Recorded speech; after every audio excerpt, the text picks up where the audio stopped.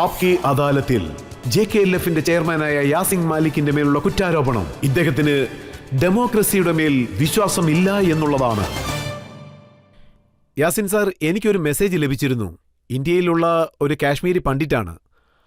അദ്ദേഹം എന്താ പറയുന്നത് വെച്ചാൽ, നിഷ്കളങ്കമായ മുഖം, ശാന്തസ്വരൂപൻ യാസിൻ മാലിക്, പക്ഷെ അതിന്റെ പിന്നിൽ ഒരു ക്രൂരമായ മുഖമുണ്ട്. അദ്ദേഹം എന്താ പറയുന്നത് വെച്ചാൽ, അവിടെ നിന്നും കാശ്മീർ പണ്ഡിറ്റുകളെ പുറത്തേക്ക് അയച്ചതിന് പ്രധാനപ്പെട്ട പങ്ക് താങ്കൾക്കാണെന്ന്. അതായത് അങ്ങനെ അതിൽ എൻ്റെ പങ്കുണ്ടെങ്കിൽ അപ്പോൾ ഇതിനു വേണ്ടി എക്സ്ക്ലൂസീവ്ലി ഒരു സ്പെഷ്യൽ കോടതി റെഡിയാക്കി എന്നെ അവിടെ കൊണ്ട് നിർത്തൂ. ഞാൻ കൈയും കെട്ടി നിൽക്കാൻ തയ്യാറാണ്. കാശ്മീരിൽ നിന്നും പുറത്തുപോയ പണ്ഡിറ്റുകൾക്കെല്ലാം മുമ്പാകെ എൻ്റെ സഹോദരന്മാർ വരട്ടെ. എൻ്റെ മേലുള്ള ഈ ആരോപണം, അതായത് ഒരാൾ കുറ്റക്കാരനാണെന്ന് പഴി ചുമത്തുമ്പോൾ ഈ കാര്യത്തെക്കുറിച്ച് ചർച്ച ചെയ്യാൻ, അതായത് ആർഗ്യുമെന്റ് ചെയ്യാൻ ആരെങ്കിലും വേണ്ടേ? അവരതിന് പല തെളിവുകളും തന്നിട്ടുണ്ട്. അവരെന്താണ് പറയുന്നതെന്ന് വെച്ചാ, ബിറ്റ കരാട്ടെ എന്ന് പറയുന്ന പേരുള്ള ഒരു വ്യക്തി ഉണ്ടായിരുന്നു. അദ്ദേഹം താങ്കൾ പറഞ്ഞതുകൊണ്ട് 40 കാശ്മീരി പണ്ഡിറ്റുകളെയാണ് വധിച്ചതെന്ന് ഇദ്ദേഹം പറയുന്നു. നിങ്ങൾ എന്നോടൊരു കാര്യം പറയണം. 1990 ജനുവരി 19 പണ്ഡിറ്റുകൾ, അതായത് കാശ്മീരി പണ്ഡിറ്റുകൾ, എൻ്റെ സഹോദരന്മാർ അവിടുന്ന് പോവുകയുണ്ടായി. എനിക്കതറിയണം. 1990 ജനുവരി 19 അവർ എൻ്റെ മേൽ കുറ്റം ആരോപിക്കുന്നുണ്ട്. ഞാൻ ഒരുപാട് പേരെ കൊന്നുവെന്ന് പറയുന്നുണ്ട്. അങ്ങനെയൊരു കുറ്റം എൻ്റെ മേൽ ആരോപിക്കുന്നുണ്ട്. ഇത് വ്യക്തമായിട്ട് പറയണം. അവരിവിടെ നിന്ന് പോകുമ്പോൾ ഞാൻ ആരെയെല്ലാം കൊന്നുവെന്ന്, ആ ലിസ്റ്റിൽ ആരെല്ലാം ഉണ്ടോ അവരുടെ ഡീറ്റെയിൽസ് എല്ലാം ഇങ്ങ് തന്നേക്കൂ. അറ്റ്ലീസ്റ്റ് അവരുടെ പേരെങ്കിലും പറയൂ. അതായത് അവര് 100 കണക്കിന് ആളുകൾ കൊല്ലപ്പെട്ടു എന്ന് പറയുന്നുണ്ടല്ലോ. എനിക്ക് ആ 100 കണക്കിന് ആൾക്കാരുടെ പേരുകളൊക്കെ താങ്കളുടെ മേൽ കൊടുത്തിരിക്കുന്ന കേസുകളിലും അല്ല, അങ്ങനെയല്ല. 1990 ജനുവരി 19 കാശ്മീരി പണ്ഡിറ്റുകൾ സ്വയം അവിടെ നിന്ന് പോയതാണ്. അതിനുവേണ്ടി നിങ്ങളൊരു എക്സ്ക്ലൂസീവ് നീതിപീഠം തയ്യാറാക്കും. അവിടേക്ക് ഞാനും വരാം. വരുമ്പോ അവരോടൊരു ലിസ്റ്റ് കൊണ്ടുവരാൻ പറയണം. എത്ര പേര് കൊല്ലപ്പെട്ടു, അവരാരൊക്കെയാണ്. ശരി, ഇവിടേക്ക് കാശ്മീരി പണ്ഡിറ്റുകളും വരും, അതുപോലെ യാസിൻ മാലിക്കും വരും. ഇതിനെക്കുറിച്ച് നമുക്ക് മറ്റൊരു പ്രാവശ്യം ആപ്കി അദാലത്തിൽ തീർച്ചയായും ഞാൻ വരാൻ തയ്യാറാണ്. ശരി, ഞാൻ താങ്കളോട് ചോദിക്കാൻ ആഗ്രഹിക്കുന്നത്, അത് താങ്കളുടെ ഈ പൊളിറ്റിക്കൽ പർപ്പസ്, ഒരുപക്ഷെ അത് ഇന്ത്യയിലുള്ള പൊളിറ്റിക്കൽ പാർട്ടികൾക്കോ ഇല്ല ലീഡർമാർക്കോ അതൊരു നെഗറ്റീവ് മെസ്സേജ് അല്ലേ കൊടുക്കുന്നത്? താങ്കൾ ഇടയ്ക്കിടയ്ക്ക് ഇന്ത്യ ദേശം എന്താണ് പറയുന്നതെന്ന് വെച്ചാൽ, മോസ്റ്റ് വാണ്ടഡ് പാകിസ്ഥാൻ ടെററിസം നിർത്താൻ വേണ്ടിയിട്ട് ഒരു വിധത്തിലുള്ള നടപടികൾ എടുത്തില്ല. താങ്കൾ മുറീദിക്ക് പോകുന്നു, ഹഫീസ് സയ്യിദിനെ മീറ്റ് ചെയ്യുന്നു. ഇത് ഇന്ത്യൻ ഗവൺമെന്റിനൊരു നെഗറ്റീവ് മെസ്സേജ് അല്ലേ കൊടുക്കുന്നത്? സിസ്റ്റർ, ഞാൻ നിങ്ങളോടൊന്ന് ചോദിച്ചോട്ടെ.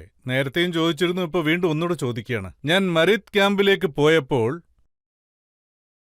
എല്ലാം അറിഞ്ഞുകൊണ്ട്, കാരണം അത് പാകിസ്ഥാനിലെയും മറ്റുള്ള എല്ലായിടത്തെയും ന്യൂസ് ചാനലുകളിൽ വന്നിരുന്നു. അപ്പോൾ ഇന്ത്യൻ ഗവൺമെന്റ്, അല്ലെങ്കിൽ ഇന്ത്യയിലെ ഏത് രാഷ്ട്രീയ പാർട്ടിയാണെങ്കിലും, അല്ലെങ്കിൽ ഇന്ത്യയിലെ സിവിൽ സൊസൈറ്റി, മീഡിയാസ്, ഇന്ത്യ എന്തുകൊണ്ടാണ് ഈ ന്യൂസ് അയക്കാഞ്ഞത്? പിന്നെ എന്തുകൊണ്ടാണ് ഇന്ത്യ സന്തോഷിച്ചത്? അത് കേൾക്കൂ. അന്ന് ഞാൻ നിരാഹാരം ഇരുന്നിരുന്നു. അവിടേക്ക് ഞാൻ അദ്ദേഹത്തെ ക്ഷണിച്ചിട്ടില്ലായിരുന്നു. അദ്ദേഹം സ്വയം വന്നതാണ്. ആ സമയത്ത് നിങ്ങൾ പറഞ്ഞു, ശരിക്കും ഇതിന്റെ അർത്ഥം എന്താണ്? എപ്പോ നിങ്ങൾക്ക് സൂട്ടാവുന്നോ അത് ശരിയാണെന്ന് പറയും. ആ സമയത്ത് നിങ്ങളതിനെ അപ്രിഷ്യേറ്റ് ചെയ്യുകയും ചെയ്യും. പക്ഷേ നിരാഹാരമിരിക്കുമ്പോൾ അദ്ദേഹം അവിടെ വന്നാൽ ആ സമയത്ത് നിങ്ങൾ ബഹളമുണ്ടാക്കുന്നു. അല്ല, എനിക്ക് ഇന്ത്യൻ ഗവൺമെന്റിനോട് ഇതുപോലും ചോദിക്കാൻ കഴിയില്ലേ? അതായത് മീഡിയക്കാരുണ്ടാക്കിയ ഈ ഇഷ്യൂ, അത് ഡബിൾ സ്റ്റാൻഡ് കളിയല്ലേ? കാരണം ഞാൻ മരീദ് ക്യാമ്പിൽ പോയപ്പോഴാണ് നിങ്ങൾ എന്നെ കൂടുതൽ എതിർക്കേണ്ടിയിരുന്നത്. ഞാൻ അവരുടെ കേഡേഴ്സിന് പുസ്തകം കൊടുത്തു. അപ്പോൾ സാർ ഇത് സമ്മതിക്കുന്നില്ലേ? ഹാഫിസ് സയ്യദ്, ഇന്ത്യൻ ഗവൺമെന്റ് പറയുന്നത് എന്താണെന്ന് വെച്ചാ, അന്ന് 26/11 നടന്ന സംഭവങ്ങൾ അതൊരു മാസ്റ്റർ മൈൻഡ് അല്ലേ? ഇന്ത്യൻ ഗവൺമെന്റിന്റെ ഒഫീഷ്യൽ സ്റ്റാൻഡ്. ഇത് താങ്കൾ സമ്മതിക്കുന്നില്ലേ? നോക്കൂ സഹോദരി, ഞാൻ ഒരു കാര്യം പറയാം. നിങ്ങൾ, അതായത് ഇന്ത്യയിലെ ഒരു പ്രശസ്തനായ വ്യക്തി ഹഫീസ് സയ്യദ് സാറിനെ കാണാനായി പോയി. ഓക്കെ, അവിടെ നിന്ന് തിരിച്ചെത്തിയപ്പോഴേക്കും എന്റെ പാസ്പോർട്ട് മുടക്കി. അതുമാത്രമല്ല, എന്റെ എല്ലാ കാര്യങ്ങളും സ്റ്റോപ്പ് ചെയ്തു. ഞാൻ തിരിച്ചെത്തിയ ഉടനെ ജയിലിലടയ്ക്കുകയും ചെയ്തു. പക്ഷെ ആ ജേർണലിസ്റ്റ് അവിടുന്നൊരു മെസ്സേജും കൊണ്ടാണ് പോയത്. അവർക്കുള്ള ഗവൺമെന്റിന്റെ മെസ്സേജ് ഇല്ലെന്ന് പറഞ്ഞു. ഒരു മെസ്സേജ് ഇല്ലെന്ന്. ഞാൻ പറയട്ടെ, ഞാൻ പറയുന്നത് കേൾക്കൂ. ഇത് നിങ്ങളാണ് പറയുന്നത്. ഞാൻ പറയട്ടെ. ഒരുപക്ഷെ അദ്ദേഹം ഗവൺമെന്റിന്റെ പെർമിഷൻ ഇല്ലാതെ മീറ്റ് ചെയ്തിരുന്നെങ്കിൽ എനിക്ക് എന്ത് സംഭവിച്ചിരുന്നു, അദ്ദേഹത്തിനും അത് തന്നെ സംഭവിക്കുമായിരുന്നു. അതല്ലേ ശരി? അപ്പോൾ താങ്കൾ സർക്കാർ അദ്ദേഹത്തിനെ അയച്ചില്ലെന്ന് പറയുന്നു. പാർലമെന്റും അത് തന്നെ പറയുന്നു. അവിടെ പോയ വ്യക്തിയും പറയുന്നു ഞാൻ സർക്കാരിന്റെ പ്രതിനിധിയായിട്ടല്ല ഇവിടെ വന്നതെന്ന്. പക്ഷെ താങ്കൾ പറയുന്നത് നിർബന്ധമായിട്ടും സർക്കാരാണ് പറഞ്ഞു വിട്ടതെന്ന്.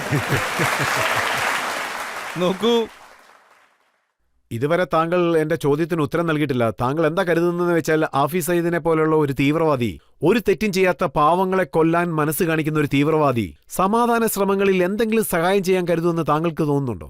നോക്കൂ, ഞാൻ നിങ്ങളോട് ഒരു കാര്യം പറയാം. നിങ്ങൾ പല രാജ്യങ്ങളുമായും യുദ്ധം ചെയ്തിട്ടുണ്ടാവാം. നിങ്ങൾ പാകിസ്ഥാനുമായി തന്നെ 3 യുദ്ധം ചെയ്തു. അതല്ലാതെ ചെറിയ ചെറിയ കാർഗിൽസ്, അങ്ങനെ ബോർഡറിൽ പോലും. പക്ഷേ എന്തൊക്കെയാണെങ്കിലും നിങ്ങൾ ചർച്ചയിലൂടെ പരിഹരിക്കാനും നോക്കുന്നു.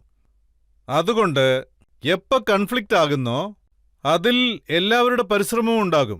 ചർച്ചകളുടെ പ്രാധാന്യം മനസ്സിലാക്കിയാൽ, അതിലേക്ക് എല്ലാവരെയും ഇൻക്ലൂഡ് ചെയ്യാൻ ശ്രമിച്ചാൽ, അതായത് ഇതിന്റെ പ്രോസസ് ആർക്കും സബ്ടൈസ് ചെയ്യാൻ കഴിയില്ല.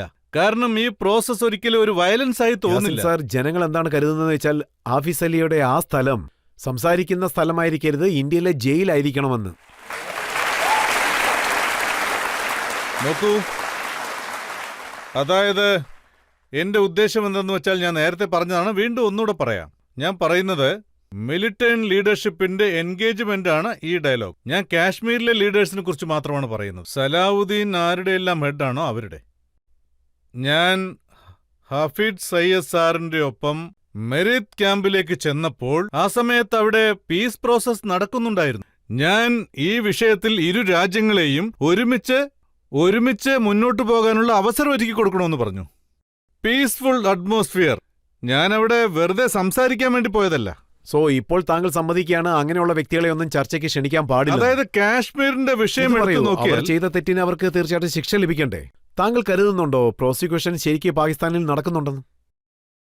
നോക്കൂ, പാകിസ്ഥാനിൽ ട്രയൽ നടക്കുന്നുണ്ട്. ഇന്ത്യയും പാകിസ്ഥാനും ഇതിനെക്കുറിച്ച് ചർച്ചകൾ നടത്തുന്നുണ്ട്, ഇതിനെക്കുറിച്ച് ഡിസ്കസ് ചെയ്യുന്നുണ്ട്.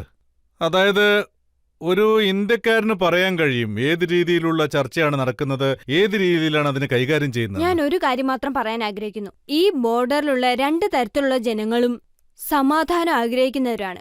അവരുടെ ബന്ധുക്കൾ ആ ഭാഗത്തും ജീവിക്കുന്നുണ്ട്, ഈ സ്ഥലത്തും ജീവിക്കുന്നുണ്ട്. പിന്നെ ഞാൻ ഇക്കാര്യങ്ങളൊക്കെ ഇംഗ്ലീഷിൽ സംസാരിച്ചോട്ടെ. If I can say the rest of this in English. I want to know why more people don't take notice the fact that they're looking at someone who used to have access to a very violent, a way of life, and this person has made a turnaround and he's talking about peace, is quoting from Faiz Ahmed Faiz, believes in Mahatma Gandhi. Why are more people willing to listen to him? അവര് ചോദിച്ച ആ ചോദ്യം That's my question. മൊത്തം ജനങ്ങളുടെയും ചോദ്യമാണ്. അവരെന്താ ചോദിക്കുന്നതെന്ന് വെച്ചാൽ യാസിൻ മാലിക് തീവ്രവാദമെല്ലാം വിട്ടിട്ട് ഗാന്ധി മാർഗത്തിലൂടെ സഞ്ചരിക്കുകയാണ്. എന്നിരുന്നാലും ഇവിടെയുള്ള ജനങ്ങൾ താങ്കൾ പറയുന്ന ഒന്നും സ്വീകരിക്കാൻ തയ്യാറല്ലെന്ന്. അതായത് എന്റെ വാക്ക് കേൾക്കാൻ തയ്യാറല്ലാത്തവർ, അതോടൊപ്പം നെഗറ്റീവ് മെസ്സേജസ്, അതായത് കാശ്മീരിലെ പുതിയ തലമുറ. ഞങ്ങൾ തോക്ക് താഴെ വെച്ചപ്പോൾ കാശ്മീരിൽ എന്നെക്കുറിച്ച് വലിയ സംസാരം തന്നെ ഉണ്ടായി. ഈ തീരുമാനം ശരിയാണോ തെറ്റാണോ എന്ന്. പക്ഷെ ഇവിടെയുള്ള ന്യൂ ജനറേഷൻ, ഞങ്ങൾ ന്യൂ ജനറേഷന് നോൺ വയലന്റ് മൂവ്മെന്റിന് നല്ല രീതിയിൽ ട്രെയിനിങ് കൊടുത്തു. അതിന്റെ തെളിവുകൾ നിങ്ങൾ കണ്ടിട്ടുണ്ടാവും. അതായത് 2008 ഒരു കലക്റ്റീവ് ട്രാൻസാക്ഷൻ നടന്നു, from violent movement to non violent movement. പക്ഷേ നിങ്ങളുടെ ജെന്യൂൺ ക്വസ്റ്റ്യൻസ്, നിങ്ങളുടെ ജെന്യൂൺ റെസ്പോൺസിബിൾ ഇപ്പോ ഇന്ത്യൻ ഓഡിയൻസ് ആൻഡ് സിവിൽ സൊസൈറ്റിയുടെ ഭാഗത്തുനിന്ന് ഒരുപക്ഷേ അവർ കാശ്മീരീസിനോട് പറയാം, നിങ്ങളുടെ പ്രശ്നം വയലൻസിലൂടെ പരിഹരിക്കാനാവൂ, സമാധാനത്തിലൂടെ നടക്കില്ലെന്ന്. It's not a good message. Yasin sir, ഇവിടെ നോക്കൂ, കാശ്മീരികൾ താങ്കളെ ഇഷ്ടപ്പെടുന്നുണ്ട്. നോക്കൂ, ഞാൻ ഒരിക്കലും ഇതുപോലെയൊന്നും പറഞ്ഞിട്ടില്ല. ഞാനൊരു വലിയ ആളാണെന്നോ ഞാൻ ഒരു വലിയ ലീഡറാണെന്നോ. പക്ഷേ നിങ്ങളോട് ഒരു കാര്യം എനിക്ക് ഉറപ്പിച്ചു പറയാൻ കഴിയും. കാശ്മീരിൽ എത്ര ജനങ്ങളുണ്ടോ അവരെല്ലാവരും തന്നെ കാശ്മീർ പ്രശ്നം പരിഹരിക്കണമെന്നാണ് ആഗ്രഹിക്കുന്നത്. അവർ കാശ്മീരിന്റെ ഡിസ്പ്യൂട്ടിൽ കഴിയാൻ ആഗ്രഹിക്കുന്നില്ല. പക്ഷേ അവർക്ക് കാശ്മീർ പ്രശ്നത്തിൽ ഒരു പരിഹാരം കിട്ടും. ഒരുപക്ഷെ കാശ്മീരികൾ താങ്കൾ പറയുന്നത് കേൾക്കുകയാണെങ്കിൽ, അവർക്ക് താങ്കളോട് ഇഷ്ടമുണ്ടെങ്കിൽ, താങ്കൾ എന്തുകൊണ്ട് ഇലക്ഷനിൽ നിന്ന് ജയിച്ച് വന്നുകൂടാ?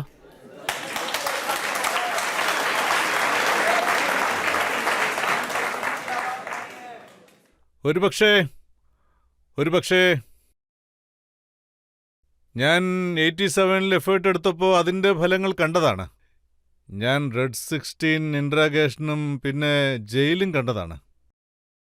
അതായത് ഇന്ത്യൻ ഓഡിയൻസിന് ഇതിനെക്കുറിച്ചൊരു ഡൗട്ടുണ്ടായിരുന്നു. അവരുടെ സ്വാതന്ത്ര്യത്തെക്കുറിച്ച് ആരെല്ലാം സംസാരിക്കുന്നോ ജനങ്ങളുടെ പിന്തുണ അവർക്കില്ലെന്ന്. ഇപ്പോൾ ഞാൻ രജിത് സാറിനോടൊരു ചോദ്യം ചോദിക്കാം. ഈ മൊത്തം ഇന്ത്യ ടീം, ഈ മൊത്തം ഇന്ത്യ ചാനൽ, മെഹബൂബ മുക്തി, ഉമർ അബ്ദുള്ള, ഫറൂഖ് അബ്ദുള്ള, പിന്നെ കോൺഗ്രസിനോടും പറയൂ, അവർ കാശ്മീരിന്റെ കോൺസ്റ്റൻസിയിൽ ഇടപെടാൻ പാടില്ല. ആ കോൺസ്റ്റൻസിയിൽ നിങ്ങൾ അസംബ്ലി ഇലക്ഷനും പിന്നെ പാർലമെന്റ് ഇലക്ഷനും വിട്ടേക്കൂ. പക്ഷേ ഇവർ കണ്ടക്ട് ചെയ്തുകൊണ്ടിരിക്കുന്ന ഈ ഇലക്ഷൻ ജനങ്ങൾ ആരോടൊപ്പമാണ് നിൽക്കുന്നതെന്ന് മനസ്സിലാക്കാൻ വേണ്ടി മാത്രമാണ്. സോ ഞാൻ രജിത് സാറിനെ ക്ഷണിക്കുകയാണ്. ഇദ്ദേഹം തന്നെ വന്ന് കണ്ടക്ട് ചെയ്തോട്ടെ.